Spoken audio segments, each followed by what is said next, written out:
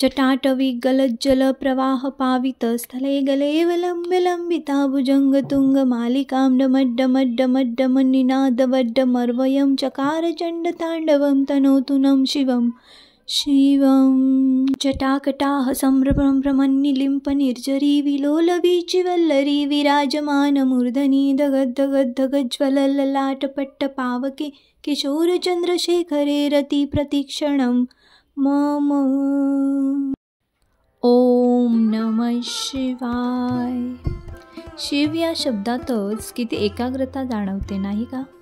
शिव सत्य है, शिव शून्य है, शिव तेजोमय है, शिव अंधकार है, शिव कणकण में है, सृष्टि के संचालक है, शिव प्रारंभ है, शिव अंत है, शिव शक्ति है, शिव भक्ति है, शिव अनंत है, शिव ऊर्जा है, कालों के महाकाल शिव ही है. शिव से सब है, शिव में ही सब है, सब में शिव है. देवादिदेव महादेव यांचा महिमा अपरंपार आहे. मित्र हो, भारत हा एक असा देश आहे जिथे तुम्हाला प्रत्येक गावी आणि शहरामध्ये मंदिरं बघायला मिळतील. ही मंदिरे आपल्या वास्तुकला आणि धार्मिक रहस्यांसाठी जगप्रसिद्ध आहेत. रसिक मायबाप, आज मी तुम्हाला नेते अशाच एका रहस्यमय व कलात्मक शिवमंदिरात. अंबरनाथमध्ये असलेले अंबरनाथ शिवमंदिर. हे मंदिर अमरेश्वर शिवमंदिर म्हणून सुद्धा ओळखलं जातं. अंबरनाथ स्टेशनपासून 2 किलोमीटर अंतरावर वल्धुनी नदीच्या काठावर उभं असलेलं हे शिवालय. परंतु या नदीचं आताच्या वाढत्या प्रदूषणामुळे नाल्यात रूपांतर झालंय, याचीच खंत वाटते बघा. असो, नदीवरील छोट्याशा साकवावरून आपण मंदिराच्या दिशेने जाऊ शकतो. मंदिराच्या परिसरात पूजा, हार, प्रसाद, साहित्यांची दुकानं दिसून येतात. या मंदिराबाबत अशी आख्यायिका आहे की हे मंदिर पांडव जेव्हा वनवासात गेले होते त्यावेळी ते अंबरनाथ येथे थांबले होते. त्यावेळी त्यांनी एका रात्रीत हे मंदिर उभारले. या मंदिराला प्रदक्षिणा घालताना खूप साऱ्या पौराणिक कथा आपल्याशी संवाद साधतात. इथला प्रत्येक खांब पुराणातील कथादृश्य हे कोरी कामातून सांगत आहे. हे शिल्पवैभव लाभलेले मंडप घेऊन हे सुंदर मंदिर उभं आहे. हे मंदिर शैवतंत्रावर आधारित आहे. मंदिराच्या परिसरात गणेश मूर्तीची स्थापना करण्यात आली आहे. मंदिराच्या बाहेर पडल्यावर ब्रह्मा आणि सावित्रीची मूर्ती दिसून येते. ब्रह्माबरोबर सावित्रीची ही मूर्ती अतिशय दुर्मिळ असते, पण अशी मूर्ती इथे पाहायला मिळणं हे फार विशेष. मंदिराच्या शिखरावर शिव नटेश्वर रूपात दिसून येतात, जे की कलाचे देवता आहेत. ही विष्णुदेवांची मूर्ती आहे. ही शिव अवतार धनाकर्षण भैरवांची मूर्ती आहे. ही मूर्ती अघोर महादेवांची शक्ती महाकालीची मूर्ती आहे.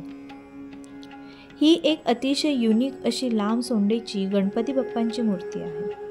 ही मूर्ती म्हणजे विष्णूचं उग्र अवतार नरसिंह. हिरण्यकश्यपचा वध करणारे हे विष्णूचे वराह रूप. ही मूर्ती महादेवांचीच आहे, पण 3 हेड असलेली. या मूर्तीच्या एका बाजूला एक सुंदर स्त्री तर दुसऱ्या बाजूला पिशाच्यसारखी एखादी मूर्ती दिसत आहे. ते शंख वाजवताना दिसत आहे. हे दैत्यगुरु शुक्राचार्य आहे. हे नरमुंडी पकडलेले भैरवांचंच एक रूप आहे. तांत्रिक शिवांच्या या मूर्तींमध्ये आगमशास्त्राचं दर्शन होतं. या मूर्तीच्या दोन्ही बाजूला कामशास्त्राची गतिविधी चालू आहे. त्यामध्ये संभोगाद्वारे ऊर्जा निर्माण करून त्याची शुद्धतेत रूपांतर करून समाधी प्राप्त केली जायची. ही शिवाचीच एक शक्ती आहे असं म्हटलं जातं. याद्वारे सुद्धा खूप साऱ्या सिद्धी प्राप्त केल्या जातात. सगळ्यात आश्चर्यकारक गोष्ट म्हणजे विश्वभरात फक्त आसाममध्ये असणारी कामाख्या देवीची मूर्तीसुद्धा इथे पाहायला मिळते. या देवीची सुंदर स्टोरी तुम्हाला गुगलच सांगेल. या ठिकाणी समुद्र मंथनाची प्रक्रिया चालू आहे असं वाटतं. मंदिरामध्ये जाण्यासाठी 3 द्वार आहेत. त्यातील कोणत्याही द्वारातून आपण प्रवेश घेऊ शकतो.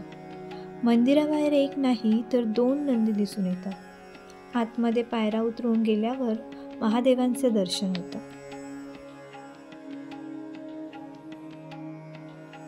मंदिराला प्रशस्त प्रांगण लाभलं आहे.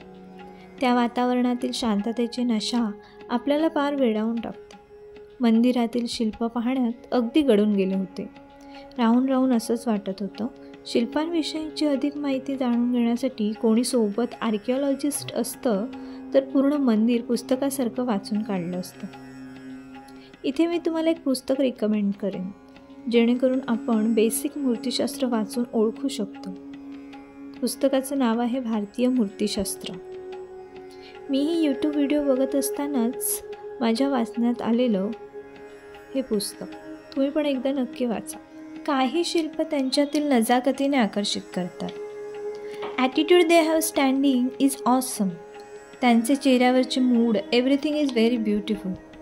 मूर्त्यांचे फिगर, बॉडी स्ट्रक्चर अशा प्रकारे त्यांनी बनवलेत ना, असं वाटतं सर्वजण आपापल्या कामात इतके मग्न आहेत की आता रिमोटचं बटन ऑन केलं ना तर सगळेजण हालचाल करू लागतील आणि त्यांच्या त्या नजाकती आपल्याला प्रत्यक्ष पाहायला मिळतील. ही पूर्ण शिल्पकला बघून मला बाभ बोरकर यांच्या ओळी आठवल्या. देखणे ते हात ज्यांना निर्मितीचे डोहळे, मंगलाने गंधलेले सुंदराचे सोहळे. या शिल्पकलेतील अजून एक युनिकनेस म्हणजे हा गजथर. या हत्तींना नीट बघा, असं वाटतंय की त्यांनी पूर्ण मंदिर त्यांच्या पाठीवर होल्ड केलंय. किती सुंदर वाटतंय नाही?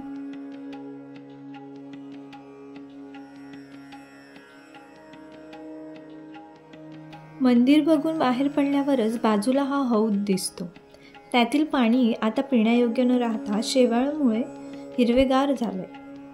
त्यामुळे त्यामध्ये छोटे छोटे कासव पाहायला मिळतात.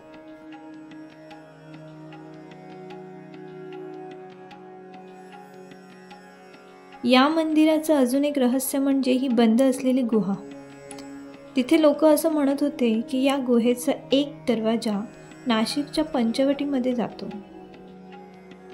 असे हे सुंदर शिवमंदिर मी तुमच्यासमोर उलगडण्याचा प्रयत्न केला आहे. हा प्रयत्न तुम्हाला कसा वाटला हे मला नक्की सांगा.